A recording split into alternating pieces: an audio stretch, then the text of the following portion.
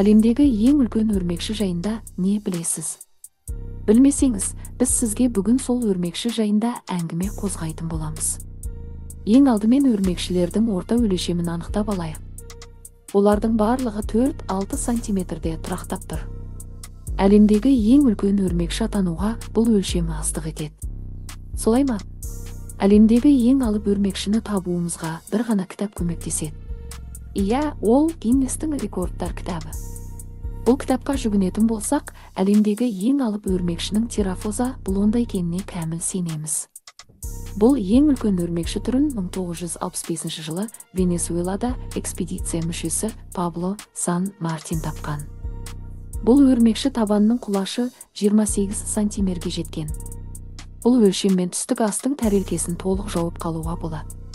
Өрмекшілердің мұндай түрлері тек Суринами тропикалық орманына жақын жерлерден және Гаяна мен Француз Гвинеясында ғана кездеседі. Бірақ осыған ұқсас түрлері Венесуэла мен Бразилияда да тіркелген. Бұл тіршілік иелері тор жасап алып, терең індерде мекен етеді. Ең алып өрмекшілер кесіртке, құрбақа, бақа, тышқан аулап жеуге өте епті. Тіпті олардың кішкентай жыландарға да шабуыл жасауға батылы жетеді.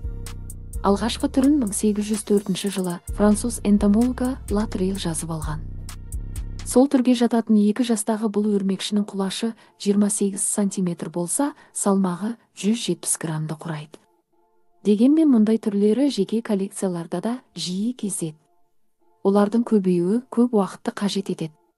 Оның үстіне терафоза блонда өрмекшісін өзі мекен етіп жатқан жерден басқа жерге көшіруге қатаң тыйым салынған. Егер осы видеомыз ұнаса, арнамызға тіркеліңіз. Сіздермен әлем арнасы.